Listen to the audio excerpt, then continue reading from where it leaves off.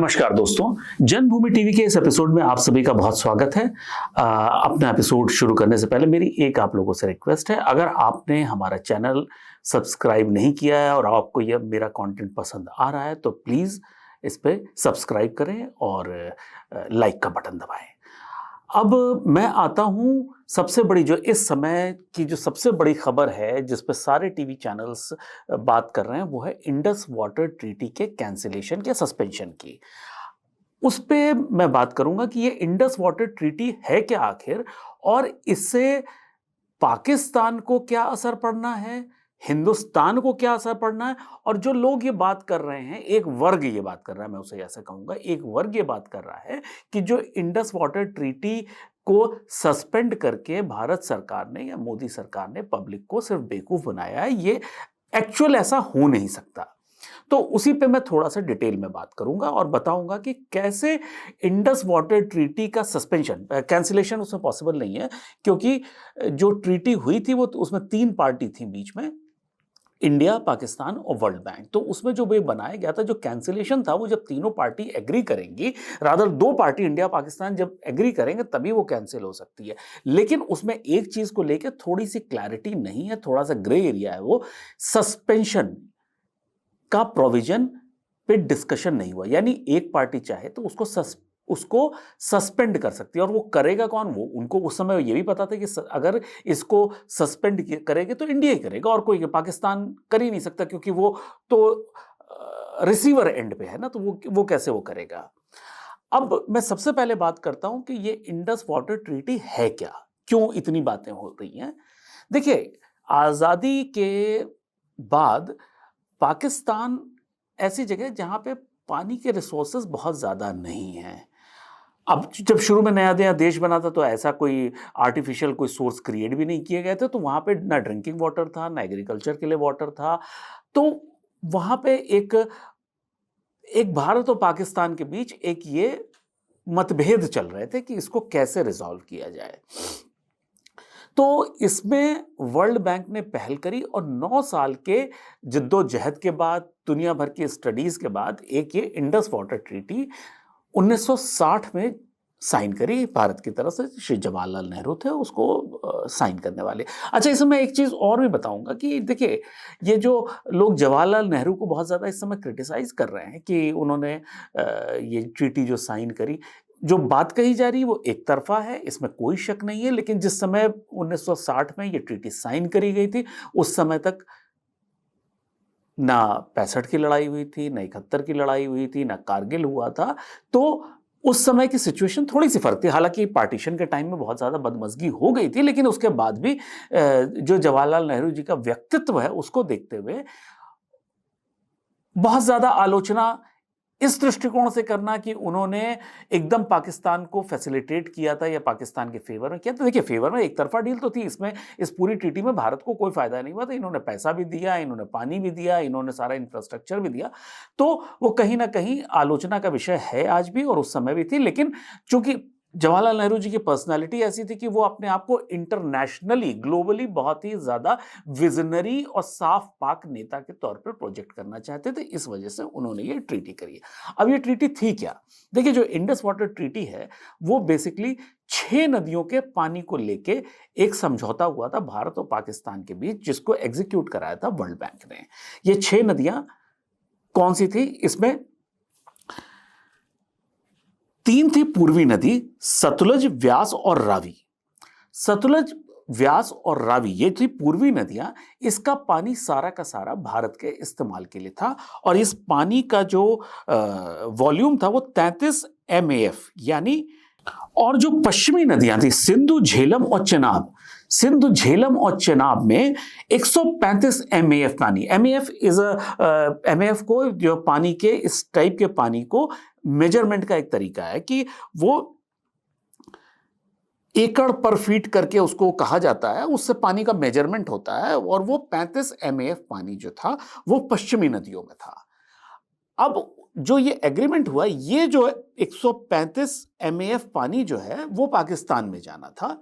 तो जो वो पाकिस्तान में पानी जा रहा है उसमें से भारत को सिर्फ 20% यानी 26 MAF पानी भारत को मिलना था और करीब 110 MAF पानी या 109 MAF पानी वो पाकिस्तान को जाना था। जो भारत को 26 MAF पानी इस्तेमाल करना था, वो भी भारत कभी इस्तेमाल इसलिए नहीं कर पाया क्योंकि एक उसमें एग्रीमेंट में क्लॉज और भी था कि भारत उस पानी के साथ जो भी करेगा, चाहे वो हाइड्रो पावर को से रिलेटेड कोई काम कर रहा है या इरिगेशन के रिलेटेड या उस पे नहर बना रहा है या बांध बना रहा है, जो भी, तो उसमें उसे पाकिस्तान से, मैं परमिशन तो सही शब्द नहीं होगा, लेकिन अगर प्रैक्टिकली देखा जाए तो अगर पाकिस्तान ने उसे ऑब्जेक्ट कर दिया तो वो हिंदुस्तान नहीं कर सकता था। और उसमें जो डिसीजन मेकिंग अथॉरिटी थी वो वर्ल्ड बैंक थी। तो ऐसी स्थिति में इन पानी के ऊपर जो बड़ा जो चंक था, जो बड़ा पानी का जो बड़ा ब्लॉक था, उसमें भारत का रोल बहुत ही सीमित हो जाता था कि अब अगर पानी को आप बांध नहीं बनाएंगे या उस पे नहर नहीं बनाएंगे तो आप अगर जो 20% पानी है उसका आप इस्तेमाल भी कैसे करिएगा।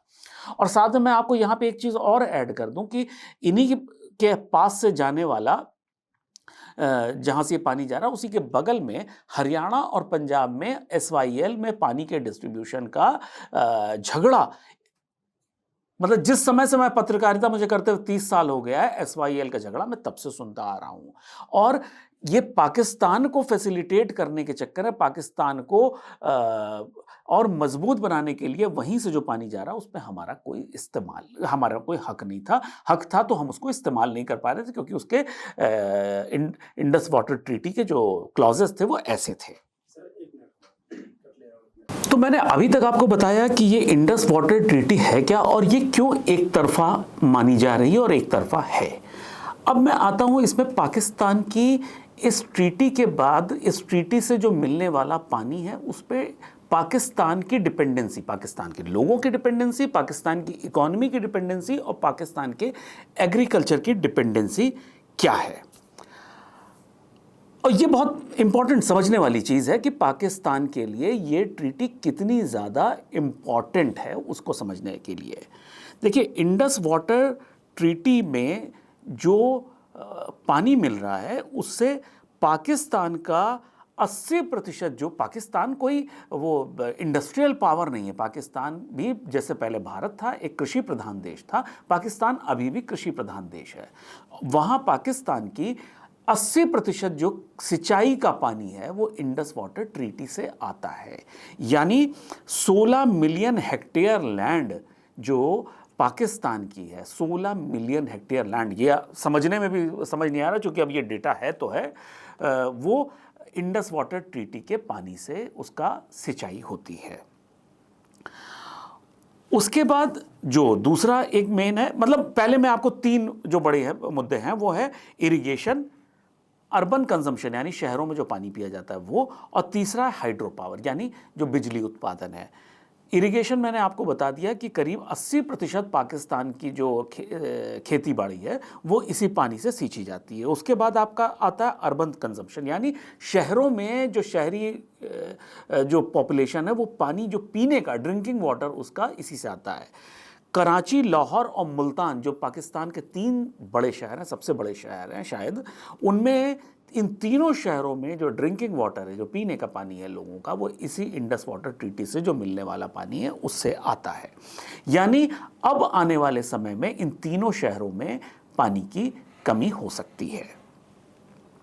अब तीसरा जो है हाइड्रो पावर, यानी पानी से जो पैदा होने वाली जो बिजली है उसमें पाकिस्तान का जो 2 सबसे बड़े प्रोजेक्ट हैं, तरबेला और मंगला, ये दोनों प्रोजेक्ट जो है ये इंडस वाटर का जो पानी है उससे होते हैं। जो उन्होंने बांध बना के उससे बिजली उत्पादन कर रहे हैं, तरबेला और मंगला प्रोजेक्ट जो हैं वो इसी पानी से हो रहे हैं। अब जब पानी ही नहीं होगा नदी में तो कहाँ से बिजली उत्पादन होगी।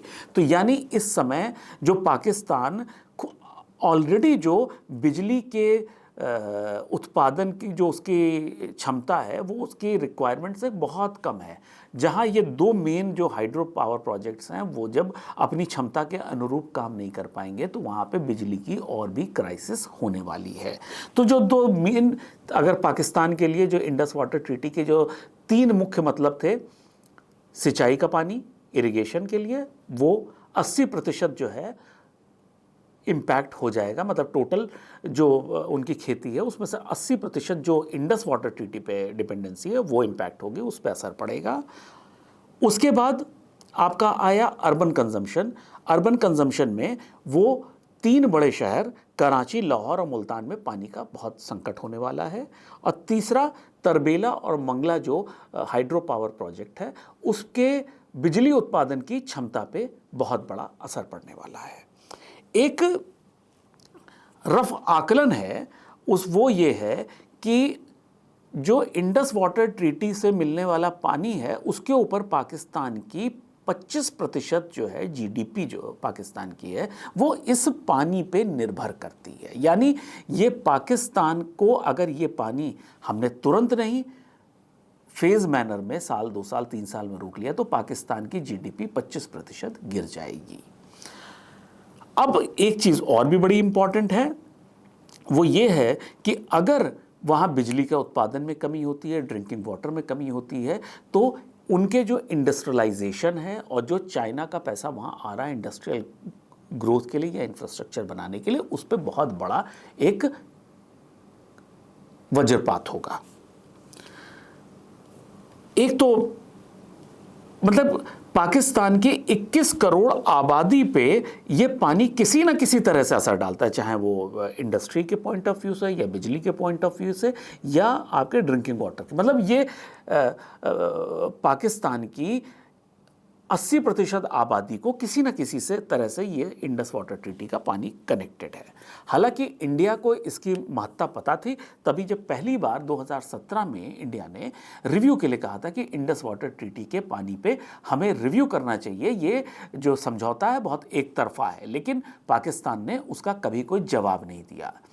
जब भी इंडिया पे कोई अटैक हुए हैं ये बात कही गई है कि पानी और खून साथ साथ नहीं बह सकते हैं, लेकिन पाकिस्तान ने उस पर ध्यान नहीं दिया और अब वो दिन आ गया है जब वो इस पानी को वो खो चुका है। नंबर 2, पाकिस्तान के जो हुक्मरान हैं, चूंकि वहाँ तो मिलिट्री के हुक्मरान हैं, उनका कहना यह है कि अगर पानी के साथ कोई छेड़छाड़ करी गई तो वो उसको युद्ध की स्थिति मानेंगे। तो ठीक है, अब तो मान लो कि युद्ध की स्थिति है, अब आगे क्या करना है वो तुमने डिसाइड करना है। अब एक बात बहुत बड़ी लगातार कही जा रही है, वो ये कही जा रही है कि इंडिया के पास पानी को रोकने का जो बात हो रही है, मीटिंगों के बाद सारे मंत्रियों ने बात कहा कि पाकिस्तान को हम एक बूंद भी पानी नहीं देंगे। ऐसी स्थिति में कहा यह जा रहा है, विपक्ष के लोग और जो पाकिस्तान परस्त लोग जिन्हें मैं कहूँगा, वो लोग ये कह रहे हैं कि भारत के पास कैपेसिटी ही नहीं है पानी को रोकने की। ये बात काफ़ी हद तक सही है, इस वजह से सही है कि आप उस पर कुछ कर ही नहीं सकते थे। जो ट्रीटी में जो एग्रीमेंट हुए थे, जो समझौते हुए थे, उसका ये पार्ट था कि इंडिया कुछ भी जो है अगर इस पानी को रोक के चाहे इस पर बांध बनाए या इस पर कैनाल बनाए तो उसमें पाकिस्तान की और वर्ल्ड बैंक की सहमति होनी ज़रूरी है। इस वजह से इस पर बहुत ज़्यादा काम हो नहीं पाया। हालांकि लेकिन बना है, किशन गंगा प्रोजेक्ट बना है, किशन गंगा और एक आध और कोई भी हाइड्रो पावर है।